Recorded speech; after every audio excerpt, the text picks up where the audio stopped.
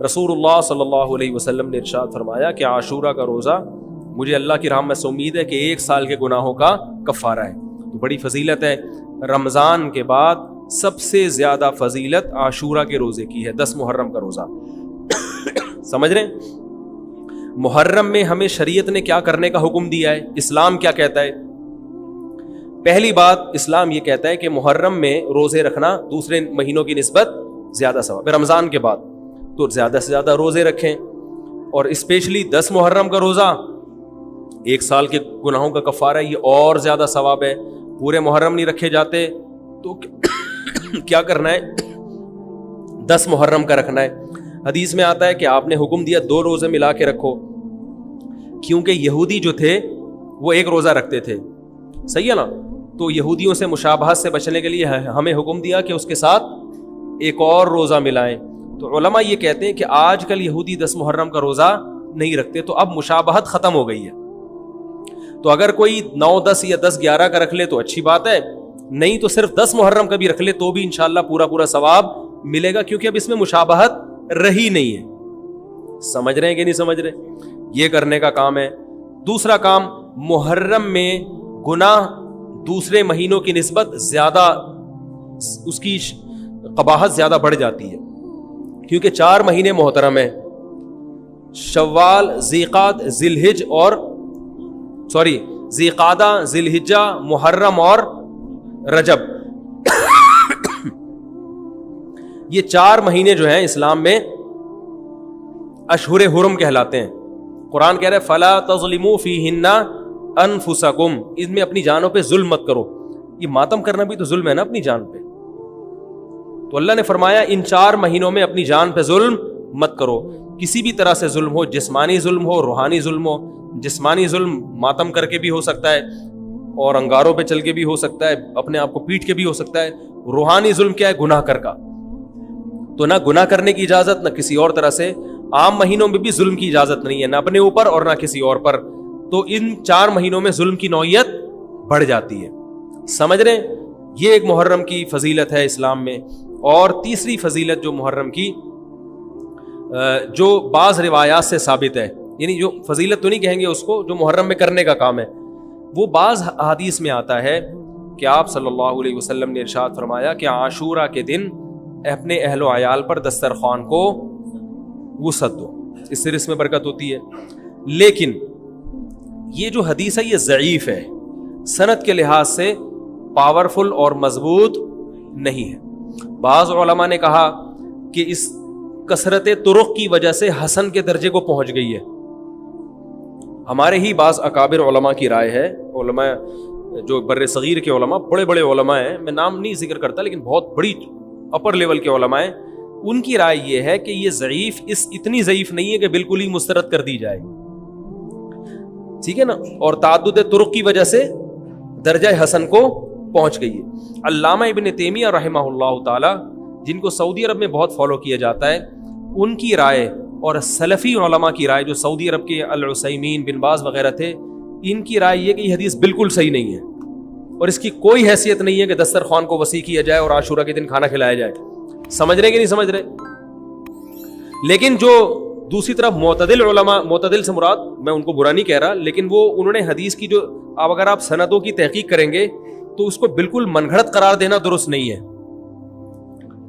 اگر سندوں کی تحقیق کریں گے تو ایسا معلوم ہوتا ہے کہ علامہ ابن تیمیہ رحمہ اللہ تعالی, جو ہمارے لیے قابل احترام ہے, انہوں نے اس حدیث کو رد کرنے میں تھوڑا مبالغہ سے کام لیا, غلو کیا ہے. ایسا نہیں ہے کہ بالکل ہی اس کی کوئی ویلیو نہیں ہے. تو ضعیف روایتیں ہیں لیکن کثرت طرق کی وجہ سے درجہ حسن کو پہنچ گئی ہے. سمجھ رہے کہ نہیں سمجھ رہے؟ اس وجہ سے بعض علماء کی رائے, بلکہ اکثر, بلکہ جمہور کی رائے یہی ہے کہ محرم میں اگر کوئی اپنے بچوں کو جمع کر کے اچھا کھانا کھلا دیتا ہے 10 محرم کو, اور یہ حلیم شاید یہیں سے نکلا ہے, میں شاید یہیں سے نکلا ہے کہ یوں اچھا کھانا ہو جائے گا, تو وہ کہتے ہیں کوئی حرج نہیں ہے. لیکن ایک بات جو دوسرے علماء کہتے ہیں, جو میری بھی سمجھ میں آتا ہے, بلکہ میں نے پہلے کہیں پڑھا تو نہیں, میرا دماغ اس طرف گیا, لیکن اس کی تائید میں علماء کے فتاوی مل گئے. دیکھو, اگر کوئی حدیث ضعیف ہو یا حسن ہو تو صرف حسن ہونا کافی نہیں ہے, یہ دیکھا جائے گا کہ یہ دوسری صحیح حدیثوں سے ٹکرا تو نہیں رہی ہے.